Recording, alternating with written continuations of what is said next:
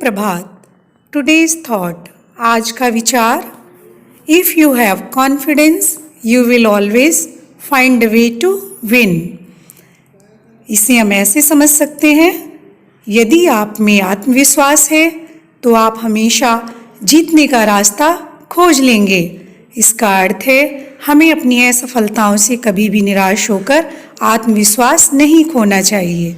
धन्यवाद। चलते हैं आज की शब्द की तरफ। तो आज का शब्द है CAFE, कैफे। कैफे का अर्थ होता है कॉफी घर।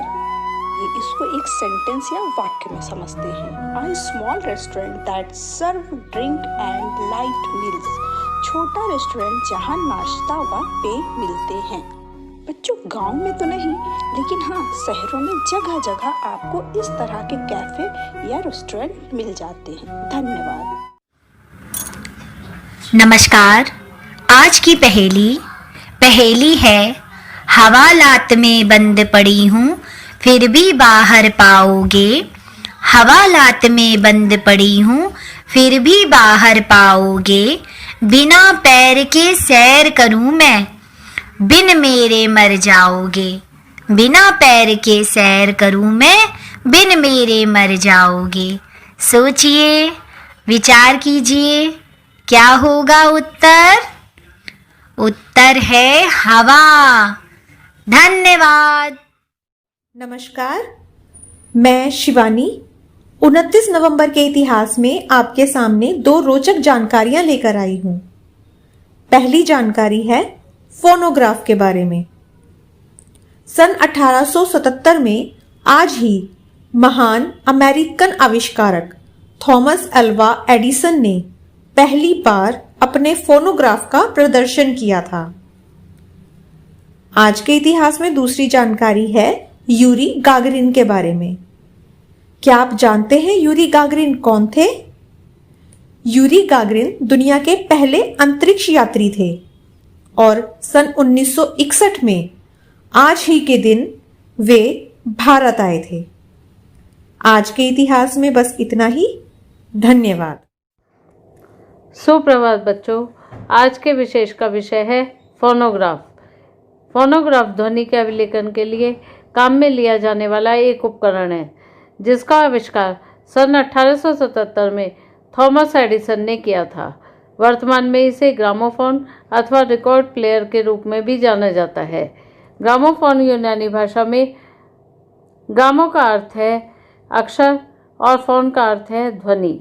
व्यापक अर्थ में किसी भी ऐसे यंत्र को ग्रामोफोन कहते हैं जिससे ध्वनि का अभिलेखन और बाद में पुनरुत्पादन होता है। धन्यवाद। सुप्रभात। आज की प्रश्नोत्तरी। आज का पहला प्रश्न, 1000 झीलों का देश कौन सा है? उत्तर है फिनलैंड।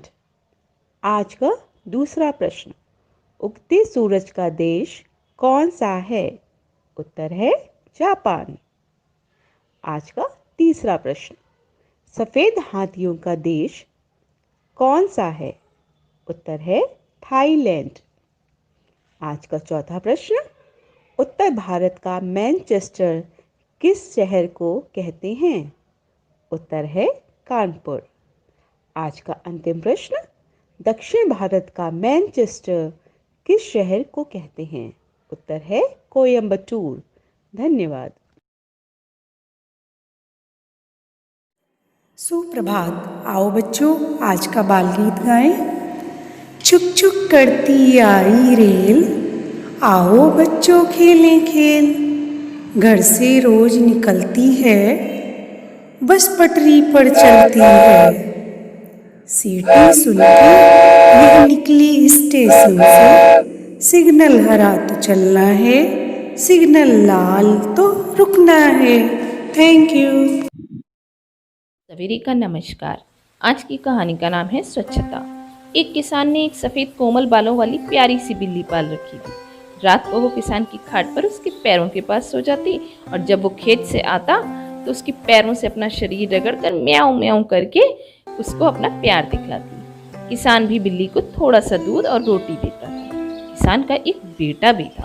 वो बड़ा आलसी था और रोज नहाता भी नहीं था। उसको खुजली भी हो रही। एक दिन वो पिता से बोला, आज रात को मैं आपके साथ सोऊंगा। किसान बोला, नहीं, तुमको खुजली है, जब खुजली ठीक हो जाएगी तब तुम मेरे साथ सोना। किसान का बेटा भी अपनी खुजली, फोड़े और दानों से परेशान था। बोला, पिताजी खुजली मुझे ही क्यों हुई है, इस बिल्ली को क्यों नहीं? तो किसान बोला, ठीक है, मैं तुमको ये बात कल सवेरे समझाऊंगा। अगले दिन सवेरे किसान ने बिल्ली को थोड़ा दूध ज़्यादा दिया और रोटी दी। बिल्ली का जब पेट भर गया तो उसने खाना छोड़ दिया और धूप में बैठकर अपना पैर चाटती और फिर अपने मुंह पर फिराने लगती। किसान ने अपने लड़के को वहां बुलाया और कहा, देखो बिल्ली किस प्रकार अपना मुंह साफ कर रही है, यह इसी प्रकार अपना सब शरीर स्वच्छ रखती है, इसलिए इसे खुजली नहीं होती। तुम अपने कपड़े और शरीर मैला रखते हो, इसलिए तुम्हें खुजली हुई है। मैल में एक प्रकार का विष होता है, वह पसीने के साथ जब शरीर की चमड़ी से लगता है भीतर जाता है और शरीर में खुजली, फोड़े और भी कई रोग हो जाते हैं। लड़के को बात समझ में आ गई। वो बोला, पिताजी आज से मैं रोज नहाऊंगा, अपने कपड़े गर्म पानी में उबाल कर धोऊंगा, बिस्तर और चादर भी धोऊंगा और फिर मेरी खुजली दूर हो जाएगी। तो बच्चों, हमें अपने शरीर को स्वच्छ रखना बहुत ज़रूरी है और उसके लिए रोज़ नहाना चाहिए और धुले हुए कपड़े पहनने चाहिए। इससे हमारा शरीर भी स्वस्थ रहेगा और हमें कोई भी बीमारी नहीं होगी। धन्यवाद। सुप्रभात, मैं प्रेम वर्मा। आज मोटिवेट योरसेल्फ का विषय है अपने लक्ष्य में कोई विकल्प ना रखें। मुझे ये करना है और यही करना है।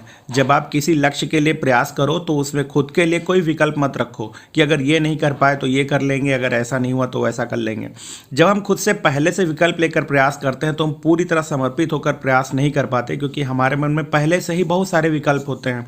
मुझे ये करना है और यही करना है, मन में इस समर्पण के साथ कार्य होना चाहिए। अगर हम इस समर्पण के साथ कोई प्रयास करते हैं तो अंत में मंजिल मिल ही जाती है। यदि हमें वो मंजिल ना भी मिले तो हम उससे संबंधित इतना अनुभव और ज्ञान अर्जित कर लेते हैं कि हम अपने लिए उससे बेहतर मुकाम हासिल कर लेते हैं। जीवन में एक लक्ष्य तय कर लेने मात्र से और उसे पाने के लिए अथक प्रयास शुरू कर देने से ही हमारे जीवन में आत्मविश्वास का स्तर बढ़ जाता है और हम पहले से कहीं अधिक मानसिक रूप से मजबूत होते जाते हैं। यह मंत्र हमने भी अपने जीवन में उतारने का प्रयास किया है। जब तक जीवन में कोई विशेष लक्ष्य नहीं था तब हमारे पास बहुत सारे विकल्प थे, पर हमने जब से बेसिक शिक्षा विभाग ज्वाइन किया तब से हमारे पास कोई दूसरा विकल्प नहीं मिला। मन में सिर्फ एक ही जुनून था, बस यही करना है और यही बनना है। जब शिक्षक का पद हासिल कर लिया तो यही जुनून है और हर पल हर क्षण मन में यही मंथन चल रहा होता है कि विद्यालय कैसे बेहतर बनाना है, बेसिक शिक्षा का स्तर कैसे बेहतर करना है, बेसिक शिक्षा और शिक्षक का सम्मान कैसे वापस लाना है, और हम वो कर रहे हैं। धन्यवाद। आप सभी साथियों को संजीव शर्मा का नमस्कार। आप देख रहे हैं प्रेरणा सूची से जुड़े हुए लर्निंग आउटकम को प्राप्त करने के लिए गतिविधि आधारित कार्यक्रम, जिसमें आज हम बात करने वाले हैं एलो कोड M312 312 के बारे में। कक्षा 3 विषय गणित है, जिसमें सामान्य गणित और डेटा संधारण के बारे में बात की जा रही है, अर्थात रुपयों पैसों का लेन देन किस प्रकार से बच्चों को सिखाया जाना चाहिए। तो आइए देखते हैं कक्षा शिक्षण के लिए हम किस प्रकार की गतिविधि करा सकते हैं। यहाँ दी गई गतिविधि एक उदाहरण मात्र है। आप अपनी शिक्षण योजनाओं के लिए इसी प्रकार की गतिविधियां और भी तैयार करा सकते हैं। आइए देखते हैं आज की गतिविधि। साथियों, हमारी आज की गतिविधि का नाम है कितना हुआ। इस गतिविधि को कराने के लिए आप छात्रों के साथ रोल प्ले तैयार कर सकते हैं और इस रोल प्ले के लिए हमें कम से कम 3 से 4 छात्रों की आवश्यकता होगी, जिसमें से एक छात्र को दुकानदार के और 2 या 3 छात्रों को हम ग्राहक के रूप में तैयार कर सकते हैं। जब हम छात्रों से यह गतिविधि करा रहे होंगे तो जो दुकानदार है छात्र, उसको आप कुछ टॉफ़ी और बिस्किट वास्तविक रूप में दे दें और ग्राहक के रूप में छात्रों को अलग अलग धनराशि, जैसे पहले छात्र के लिए 10 रुपये में भेजें और 10 रुपये देकर जब भेजेंगे तो वो दुकानदार से बिस्किट के लिए बात करता है। बिस्किट का एक पैकेट 4 रुपये का है तो 2 पैकेट लाने के लिए उसको कहा जाएगा। ठीक इसी तरह से दूसरे ग्राहक के रूप में जो छात्र है उसको हम टॉफ़ी के लिए भेज सकते हैं, तीसरे को किसी और धनराशि के साथ भेज सकते हैं। शेष छात्र इस लेन देन की हो रही प्रक्रिया पर नज़र रखेंगे और छात्रों के साथ प्रत्येक लेन देन के बाद चर्चा करेंगे कि क्या सही हुआ, क्या गलत हुआ और वास्तव में ये कितना हुआ। जब ये चर्चा चल रही होगी तो बाद में शिक्षक छात्रों को स्पष्ट करेंगे, जहां गलती हो रही है उसके लिए उनका सहयोग करेंगे।